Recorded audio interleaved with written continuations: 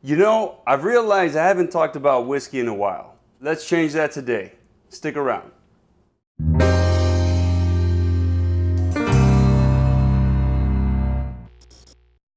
Fellas, welcome back. It's Robert, your everyday gentleman, and today we're in my kitchen, not just talking about whiskey, but talking about one of my favorite ways to drink it. You guessed it, the old-fashioned. Now, I wanted to share a little fun fact about the origin of the name of the drink. Apparently, the drink was first developed back when mixers and cocktails in general weren't very common. That's one of the reasons why the ingredient list is so basic. And as the story goes, when drinks started becoming more popular and mixers became more common, if somebody wanted to order this particular whiskey drink, they would order a whiskey the old-fashioned way. And the rest is history.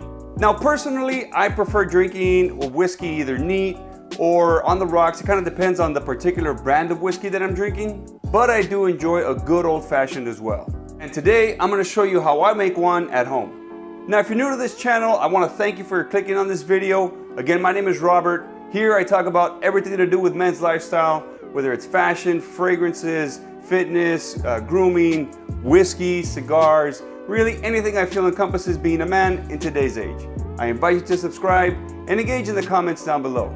And to my returning subscribers, I want to thank you for your continued support. With that, let's jump into it. Now, first things first, I do want to say that this particular drink has a little bit of variance depending on who's making it. And this is how I make it at home. However, ultimately, the base ingredients stay the same. Those are Angostura bitters, sugar cube, soda water, which is optional, but I like to add it, a fresh orange, maraschino cherries, large ice cubes, and of course, your whiskey of choice. Personally, I prefer bourbon, and my bourbon of choice is either Four Roses or Long Branch. I think the spice from a nice bourbon complements the sweetness from the sugar cube perfectly. But again, feel free to go with any whiskey you prefer. And of course, you're also gonna need a whiskey glass, a peeler or knife, muddling tool, and a bar spoon or something to mix the drink. Now that all the necessary items are ready, let's mix this thing. Starting with the glass, I place 1 sugar cube inside and then hit it with 2 to 4 dashes of bitters. I usually go with closer to 4, but it all comes down to preference. Then take your mashing tool and mash the sugar cube a few times. The less you mash it, the more it's going to keep its grainy texture, which I like because then the drink changes as you drink it, with more of the sugar dissolving into the whiskey. After you mash to your preference, I like to hit it with a splash of soda water just to help the mixture of the sugars and the bitters a bit more. Next comes the ice, and you want to go with larger cubes or even a nice sized block if possible so that it melts down slower. I make these clear ice cubes myself and I think they look great in the drink. Now I pour 2 ounces of whiskey over the ice and then stir that a few times so that it mixes really well.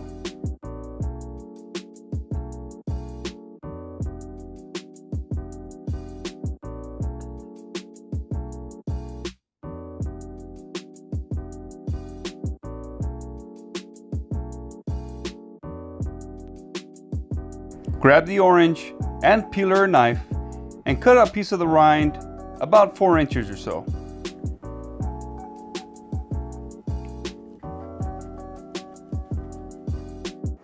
With the outer part of the peel facing the drink, fold the peel to release the oils into the glass.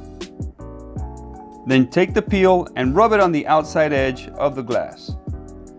After that, I take the peel and I twist it into a spiral before placing it in the drink.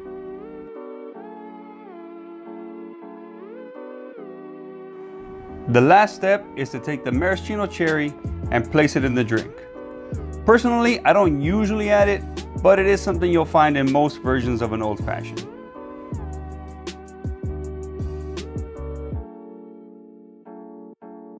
And that old-fashioned is ready to serve. Now's the fun part. Take a sip and enjoy. That's good.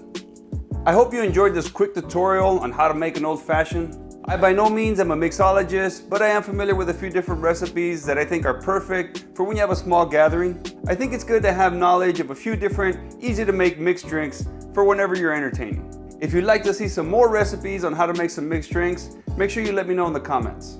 Now, as always, if you enjoyed this video, I'd appreciate it if you hit that like button down below, subscribe and hit that notification bell so you catch all future videos from this channel.